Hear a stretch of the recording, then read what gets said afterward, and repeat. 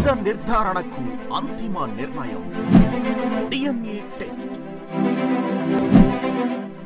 ఉన్నది ఉన్నట్లుగా వాస్తవాలను శోధించి వివరించే మన డిఎన్ఏ టీవీ, మన రాష్ట్రం, మన ఛానల్. నమస్కారం. ప్రజలకి ప్రభుత్వానికి వారధిగా పనిచేయాల్సినటువంటి సమాచార శాఖ ప్రస్తుతం వన్ సైడ్గా పనిచేసిన ఆరోపణలు కూడా వస్తున్న పరిస్థితి కనపడుతుంది. ఈ నేపథ్యంలోనే నిన్న మొన్నటి దాకా ఎవరైతే కమిషనర్గా ఉన్నారో విజయ్ కుమార్ రెడ్డి, ఆయనకి సంబంధించినటువంటి వ్యవహారం ఒక పక్కన జరుగుతూ ఉండగానే తాజాగా మరో ఇద్దరు అధికారులను మళ్ళీ డ్యూటీలోకి తీసుకునే అంశానికి మీ తెర మీదకి వస్తున్న పరిస్థితి కనపడుతుంది. ఇదే అంశం మీద జర్నలిస్టుల్లో కానీ అందరిలో కూడా ఒక రకమైనటువంటి ఆందోళన నెలకొన్నటువంటి పరిస్థితి. ఈ నేపథ్యంలో మనతో మాట్లాడేందుకు పొలిటికల్ అనలిస్ట్ వేల్పూరి శ్రీనివాస్ గారు ఉన్నారు. నమస్కారం సార్. సార్ చెప్పండి, వీళ్ళు ఎవరైతే ఆరోపణలు ఎదుర్కొంటూ ఒక పక్కన కమిషనర్ కావచ్చు, అదేవిధంగా ఒక ఇద్దరు అధికారులు కూడా కావచ్చు, వాళ్ళిద్దరు కూడా సస్పెండ్ అయ్యారు. సస్పెండ్ అయినటువంటి 2 నెలలు కూడా అవ్వకుండానే మళ్ళీ వెంటనే తిరిగి విధుల్లోకి తీసుకోవడానికి సంబంధించినటువంటి ప్రక్రియ వేగంగా జరుగుతుంది. దీన్ని ఎట్లా అర్థం చేసుకోవచ్చు? సమాచార ప్రసార శాఖ రాష్ట్ర ప్రభుత్వంలో చాలా అత్యంత కీలకమైన శాఖ. అది ప్రజలకు, ప్రభుత్వానికి ఒక వారధిగా ఉండేటువంటి శాఖ. ప్రభుత్వంలో జరిగేటువంటి అనేక అభివృద్ధి కార్యక్రమాలు ప్రజలకు చేరవేయటంలో చాలా ముఖ్య పాత్ర పోషిస్తుంది. ఇక్కడ ఉండేటువంటి అధికారులు చాలా బాధ్యతాయుతంగా ప్రవర్తించాలి, పనిచేయాలి. కానీ దానికి విరుద్ధంగా అప్పటి కమిషనర్, జగన్మోహన్ రెడ్డి ప్రభుత్వంలో ఉన్నటువంటి కమిషనర్ విజయ్ కుమార్ రెడ్డి గారు, ఆయన ఇష్టారాజ్యంగా ప్రవర్తించి మరి జర్నలిస్టులను అందరినీ కూడా అవమానించడమే కాకుండా వాళ్ళకి బస్ పాస్ల ఇష్యూలో కానీ, అదేవిధంగా హౌసింగ్ ఇష్యూలో కానీ, హెల్త్ కార్డ్స్ ఇష్యూలో కానీ, అనేక రకాలుగా ఎక్రిడేషన్ ఇష్యూలో కానీ ఎక్కడా కూడా వాళ్ళకి న్యాయం చేయకుండా ఇష్టారాజ్యంగా కేవలం తన సొంత మనుషులకి, ఎవరైతే సిండికేట్ ఉన్నారో వాళ్ళకి మాత్రమే వాళ్ళకి ఎక్రిడేషన్స్ ఇచ్చి ఇతర విలేకరులని, అంటే ప్రాణాలకు సైతం తెగించి నిజాలను నిర్భయంగా రాసేటువంటి జర్నలిస్టులు ఎవరైతే ఉన్నారో వాళ్ళందరికీ కూడా అన్యాయం చేసినటువంటి పరిస్థితి మనం చూసాం. మరి ఇలాంటి పరిస్థితుల్లో మరి ప్రస్తుతం చంద్రబాబు నాయుడు గారు, అదేవిధంగా పవన్ కళ్యాణ్ గారు, భారతీయ జనతా పార్టీ నాయకత్వంలో కూటమి ప్రభుత్వం వచ్చింది. మరి వీరు ముఖ్యంగా కూటమి ప్రభుత్వం చెప్పేది, మేము చాలా పారదర్శకంగా ఉంటాము, ఎక్కడ అవినీతిని, అక్రమాలను సహించమని చెప్పేసి చంద్రబాబు నాయుడు గారు కానీ, అదేవిధంగా పవన్ కళ్యాణ్ గారు కానీ అనేక సార్లు చెప్పడం మనం చూసాం. నిన్న మొన్న అసెంబ్లీలో కూడా చెప్పారు. మరి సమాచార ప్రసార శాఖలో వచ్చేసరికి మరి గతంలో అనేక అవినీతికి, అక్రమాలకి పాల్పడినటువంటి కమిషనర్ విజయ్ కుమార్ రెడ్డి కానీ, అదేవిధంగా అక్కడ వర్క్ చేసినటువంటి కస్తూరి కానీ, అదేవిధంగా కృష్ణారెడ్డి, మరి వీళ్ళ ముగ్గురు మీద సస్పెండ్ చేసినప్పుడు ఇంకా ఫర్దర్గా యాక్షన్ తీసుకోవాలి. ఇవాళ సస్పెన్షన్సే మార్గం కాదు. ఇవాళ కీలకమైనటువంటి శాఖల్లో ఇలాంటి తప్పులు చేసినప్పుడు వీళ్ళందరినీ కూడా రిమూవ్ చేయాలి. రిమూవ్ చేసినప్పుడు మాత్రమే సంస్కరణలు జరుగుతాయి. కానీ లేకపోతే 4 రోజులు సస్పెండ్ చేయటం, మరలా ఒక 1 మంత్లోనే మరలా వాళ్ళు పోస్టింగ్ తీసుకోవటం, మరలా ఇష్టారాజ్యంగా యథా రాజా తదా ప్రజలాగా ఉంటే చాలా సమస్య అవుతాయి. జర్నలిస్టులు మరి వాళ్ళు ఎంతో త్యాగాలకి మరి వాళ్ళు సిద్ధపడి పనిచేస్తుంటే వాళ్ళని అన్ని రకాలుగా అవమానించడం అనేది మనం చూస్తున్నాం. మరి ఇటీవల మంత్రిగా పార్థసారథి గారు వచ్చారు, కొలుసు పార్థసారథి గారు, మరి సమర్థవంతంగా పనిచేస్తున్నారు. మరి శాఖలో జరుగుతున్నటువంటి ఈ విషయాల మీద ఆయన ప్రత్యేక శ్రద్ధ పెట్టి మరి చంద్రబాబు నాయుడు గారికి, అదేవిధంగా పవన్ కళ్యాణ్ గారు ఏదైతే కోరుకుంటున్నారో నిష్పక్షపాతంగా ఉండాలి, నిజాయితీగా ఉండాలి, మన ప్రభుత్వం ఆదర్శంగా ఉండాలి. గత ప్రభుత్వం లాగా దోపిడీ ప్రభుత్వం, దొంగల ప్రభుత్వంగా కాకుండా మరి అందరికీ అందుబాటులో ఉండాలి, జర్నలిస్టులు అందరికీ న్యాయం చేయాలి. మరి గత ప్రభుత్వం ఏదైతే జర్నలిస్ట్ వ్యవస్థను కూడా సర్వనాశనం చేసింది, కేవలం ఒక్క సాక్షి పేపర్కే, జగన్మోహన్ రెడ్డి గారి సొంత పేపర్ అయినటువంటి సాక్షి పేపర్కే 500 కోట్ల రూపాయలు అడ్వర్టైజ్మెంట్లో అక్రమంగా ఇవ్వటం, ఇతర అనేక చిన్న పత్రికలు రెక్కాడితే కానీ డొక్కాడినటువంటి జర్నలిస్టులు అనేక మంది, ఒక 100-120 దాకా చిన్న పత్రికలు ఉంటే వాళ్ళందరికీ ₹1 కూడా ప్రభుత్వ ప్రకటనలు ఇవ్వకపోవటము. గతంలో 2017-18లో కొంతమందికి ప్రకటనలు ఇచ్చినా కూడా వాళ్ళు ఎవరికీ కూడా పేమెంట్ చేయకుండా స్టాప్ చేసి వాళ్ళని అన్ని రకాలుగా ఆర్థికంగా ఇబ్బందులకు గురి చేశారు. వీళ్ళు చేసినటువంటి నేరం అది క్షమించరానిది. వీళ్ళని ఏ పరిస్థితుల్లో కూడా వీళ్ళ పట్ల జాలి దయ కరుణ అనేది కానీ మనం చూపిస్తే ఇప్పటికే సమాచార ప్రసార శాఖను అన్ని రకాలుగా భ్రష్టు పట్టించారు కాబట్టి ఇతరులు వాళ్ళు సమర్థవంతంగా పనిచేయాలంటే ఇతరుల అధికారులు డెఫినెట్గా వీళ్ళని రిమూవ్ చేయాలి. వీళ్ళకి ఎక్కడా కూడా పోస్టింగ్స్ అనేది లేకుండా రిమూవ్ చేసి అరెస్ట్ చేసి జైలుకు పంపించాలని నేను డిమాండ్ చేస్తున్నాను. ఎందుకంటే ఇవాళ ఎంతో మరి రాష్ట్ర ప్రజలు ఎంతో ఆశ పెట్టుకొని 164 సీట్లు ఇచ్చారు ఈ ప్రభుత్వానికి. మరి వీళ్ళు జగన్మోహన్ రెడ్డి ప్రభుత్వం లాగా దోపిడీ ప్రభుత్వం కాకుండా మరి మంచిగా పనిచేస్తారు. మరి సామాజిక న్యాయం అనే కాదు, నీతికి నిజాయితీగా ఒక నిదర్శనంగా ఉంటుంది కూటమి ప్రభుత్వం అనుకున్నారు. ప్రజల యొక్క ఆకాంక్షలకి అనుగుణంగా పనిచేయాల్సినటువంటి బాధ్యత చంద్రబాబు నాయుడు గారు కానీ అదేవిధంగా పవన్ కళ్యాణ్ గారికి కానీ వీళ్ళందరూ కూడా ఉందని నేను తెలియజేస్తున్నాను. ఆ రకంగా ముందుకెళ్ళాలి. జర్నలిస్టులు అనేక మంది చాలామంది కంప్లైంట్లు చేస్తున్నారు. నేను కూడా జర్నలిస్ట్గా బేసిక్గా ఉండటం వల్ల నాకు కూడా జర్నలిస్టుల యొక్క కష్టసుఖాలు తెలుసు. గత ప్రభుత్వం అయితే జర్నలిస్టులని ఒక అంటరాని వాళ్ళగానే కాకుండా ఏదో ముఖ్యమంత్రి ఇంట్లో వాళ్ళ యొక్క ప్యాలెస్లో కూలీలుగా చూసి వాళ్ళని అనేక రకాలుగా హింసలకు గురి చేసి అనేక మంది మీద దాడులు చేసింది. ప్రభుత్వంలో జరుగుతున్నటువంటి లోపాలని ఏ జర్నలిస్టులు అయితే నిర్భయంగా బయటకు తీసుకొచ్చారో వాస్తవాలని వాళ్ళ మీద దాడులు చేయటం, కొంతమంది హత్య చేయటం, కొంతమంది మీద మరి తప్పుడు కేసులు కూడా పెట్టారు.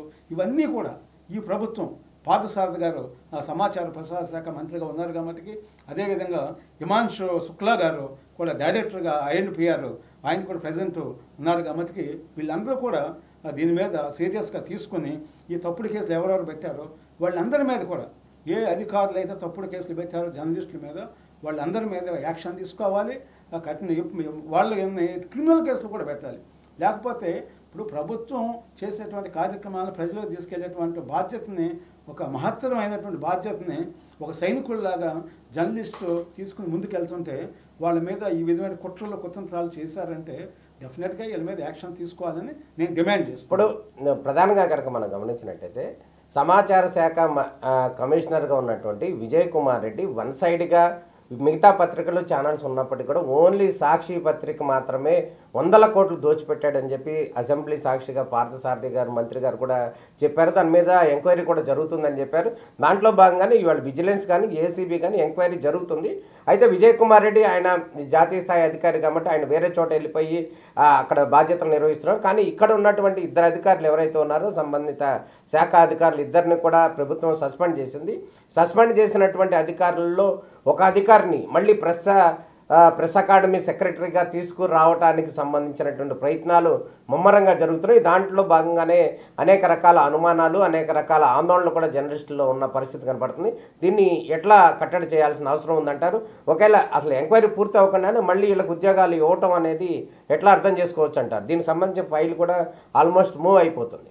ఇప్పుడు ACB anti corruption bureau ACB ట్రాప్లో ఏసీబీ కేసుల్లో ముద్దాయిలుగా ఉన్నారు వీళ్ళు. అదేవిధంగా విజిలెన్స్ కూడా వీళ్ళ మీద రిపోర్ట్ ఇచ్చింది. మరి వాటిని ఇంప్లిమెంట్ చేయాల్సిన బాధ్యత మనకుంది. అలా ఎలాంటి అవినీతి అధికారులను ఏ పరిస్థితుల్లో మనం కులాలను చూసి మతాలను చూసి ఏ పరిస్థితుల్లో వాళ్ళకి ఎగ్జామ్షన్ కానీ ఇస్తే మొత్తం వ్యవస్థ సర్వనాశనం అయిపోతుంది. గతంలో జగన్మోహన్ రెడ్డి చేసేటువంటి తప్పుల్ని మనం ఏది కూడా చేయకూడదు. ఎందుకంటే ప్రజలు కూడా మనం క్షమించరు. మనం ఏదన్నా చిన్న పొరపాటు చేస్తే వాళ్ళ ప్రజలు 100కి 100% మన దగ్గర పారదర్శకత కోరుకుంటున్నారు.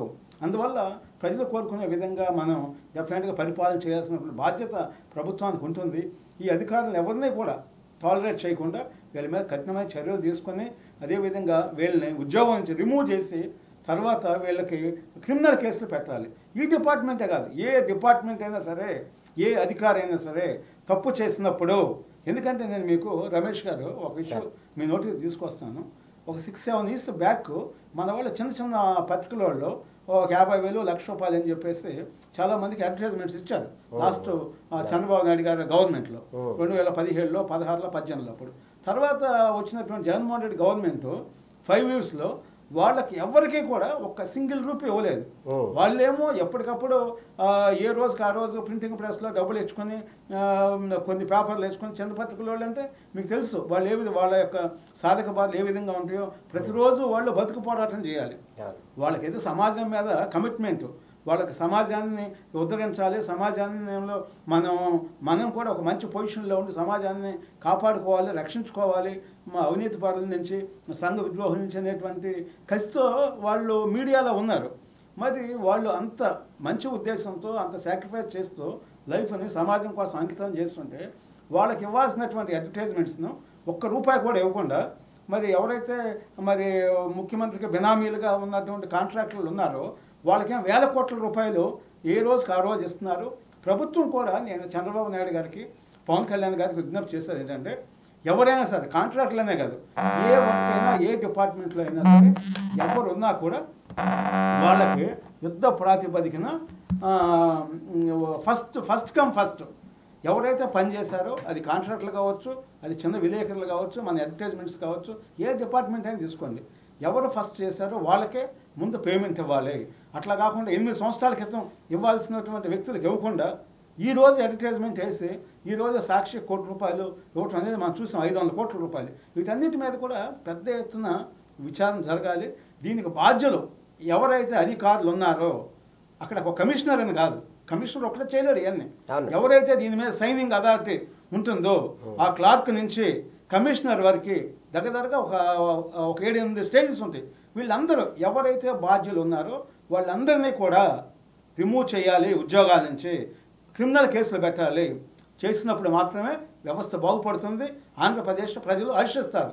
ఏ పరిస్థితుల్లో సమాచార ప్రసార శాఖని ప్రజలకి మరి ఒక నిజాయితీగా వార్తలు ప్రభుత్వం చేసేటువంటి అభివృద్ధి కార్యక్రమాలు తీసుకెళ్లడంలో కొంతమంది అవినీతి పరులైన అధికారులు తప్పుదోవ పట్టిస్తున్నారు కాబట్టి వాళ్ళ మీద కఠినమైన యాక్షన్ తీసుకోవాలని చెప్పేసి నేను ప్రభుత్వానికి మరొకసారి విజ్ఞప్తి చేస్తున్నాను.